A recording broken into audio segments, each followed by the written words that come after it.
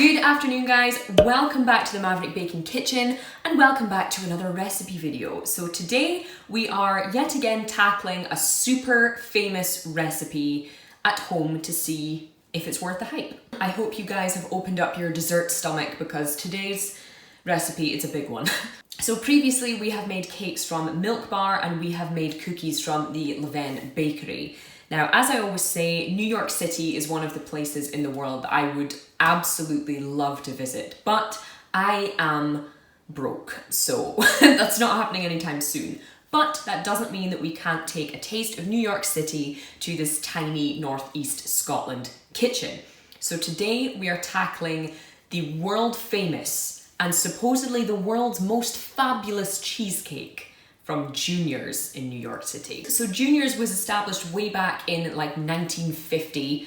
It's been around forever and is very widely known as pretty much the best cheesecake in New York. And New York is already famous for its cheesecake. Today's video is going to be an interesting one because Junior's cheesecake, from what I've seen, and American cheesecakes generally are very, very different from the cheesecake that I know here in the UK. Where I live, cheesecakes are very rarely baked. They tend to be the kind of creamy, thick, no-bake cheesecake, and they'll have a kind of crunchy biscuit or cookie base. I mean, you know what? It doesn't matter. I'll eat cheesecake in any form. So today, I'm going to show you exactly how I made this big old beast of a baked cheesecake. Plain vanilla, nothing super exciting going on with it flavor-wise, but for the world's most fabulous cheesecake, let me show you how I made it. Okie dokie, first off we have to make the sponge cake base for the cheesecake. So there are a couple of eggs and you're just gonna whiz them up for like a minute until they're all nice and kind of frothy and fluffy and stuff. Then you're gonna add some sugar and then you're gonna whisk them up again until they're nice and kind of creamy and foamy and fluffy. Then you're going to add in some lemon zest. The original recipe uses extract, but I didn't have any. Then you're gonna add some melted butter and some flour and some salt. And then you're gonna add a little splooge of vanilla and then you're gonna give that a mix.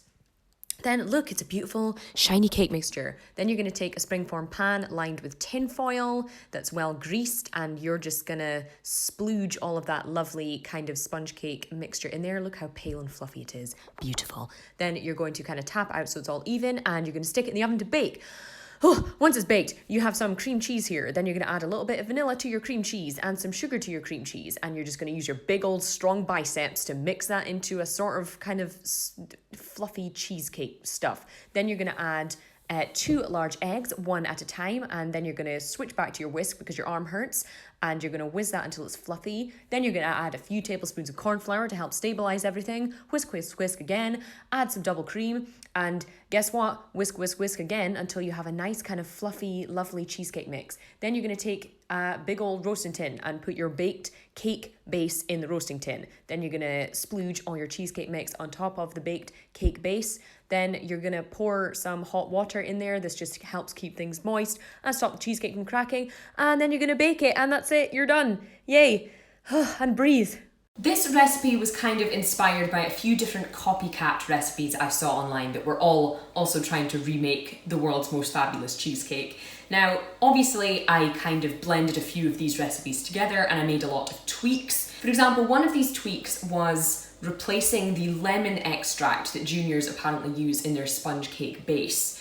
I've never seen lemon extract. I don't know if it's the same thing as kind of lemon flavoring, so I just kind of went safe and used lemon zest instead because I've used it in many other recipes and it's worked out really well. I used a little bit less cream cheese because American recipes tend to count cream cheese in ounces and we use the metric system here in the United Kingdom. So I just kind of used a nice round number in grams compared to, I think it turned out to be something like 672 grams exactly that the other one would have worked out at. I don't have time to be that precise. So another change I made was reducing the amount of sugar in the actual cheesecake part as well. A lot of the recipes I saw use something like 1.25 cups or 1.5 cups of sugar, and that to me seemed like a lot. That's more than I would use in a normal cake. And I find that cheesecake is something I don't always want to be sweet. So it might not be super authentic. The Junior's cheesecake might be sweeter than that, but for my tastes, I think what I've used should be okay. But we're not gonna know until we taste it. So let's stop talking and let's taste this cheesecake. Top cheesecake slicing tip, whether it's a baked cheesecake or not, always use your best, sharpest knife and make sure it's not a serrated blade. Also, always have a glass of hot water or even just warm water to dip the knife into before you slice it, because you'll always get a cleaner slice if you do that. If you have patience to do that, of course. Okay, so we have sliced up our cheesecake. Admittedly, I've taken a rather large slice. So that's what it looks like sliced up. As you can see, baked cheesecake tends to slice really nicely anyway, but this has sliced particularly neatly. As you can see, my oven is much hotter on one side than the other, so even though I did rotate the cheesecake, there is one side that is a bit more well browned than the other, but it's fine. Other than that though, I'm really happy with how it turned out. It looks like a fairly consistent bake on the inside, so let's taste it. So here we have a slice of our cheesecake. Like I said, I'm really happy with how the texture looks. I'll try and show you close up. I'll try and get my face out of there. It looks like a nice kind of consistent bake throughout the cheesecake. It looks like it's nice and kind of fluffy, but also creamy throughout. Sometimes baked cheesecakes can be a bit too firm at the edge and a bit too kind of gooey in the middle. This one looks like it's turned out really well. And I've only ever made a couple of other baked cheesecakes in my life, so I think this is down to the Junior's inspired recipe than my skill.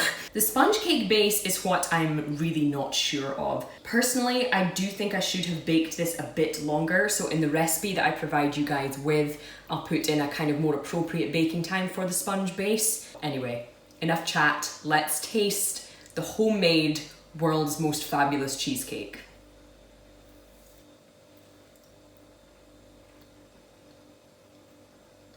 I fully understand the hype. Oh my word. Even though obviously vanilla isn't a super exciting flavor nowadays, we've all had vanilla in ice cream, in milkshake, in cheesecake, in whatever.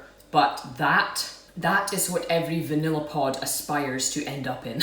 Holy shit. The texture on that is insane. Honestly, a joy to eat.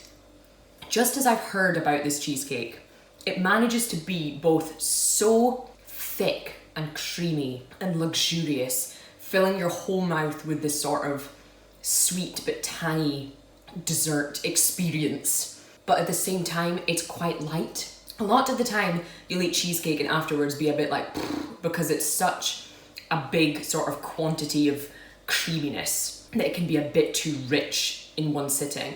That is blessed with this gorgeous kind of fluffiness to it at the same time, which you can see when you're taking your forkfuls. You can see all those kind of air bubbles that have blessed this thing.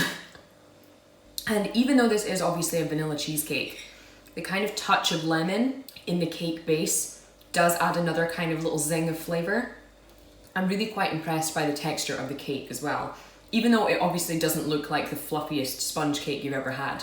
The contrast of the creaminess of the cheesecake with the sponge cake reminds me of something a bit more French. You know, it tastes like something you would get out of a kind of French patisserie shop or something, like a custard tart almost. It's that contrast between kind of just baked pastry that's gone a little bit soft because of the custard and that kind of creamy dairy vanilla flavor. It tastes a lot more sophisticated than I expected it to. I don't know if that sounds mean. You know, even with the reduced sugar and my kind of first sloppy attempt at making this with it being a bit more baked on one side than the other, it's still fantastic. I'm very impressed. I can't give this cheesecake anything other than a 5 out of 5. I am quite happily going to spend my week enjoying every single mouthful of this that I can.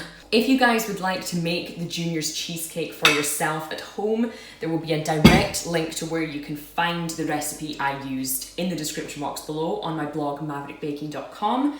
That will talk you through all the steps that I used, all the ingredients that I used, and I will include both kind of metric and cup measurements in there so that whatever you're watching from, you should be able to make this. Because honestly, you have to.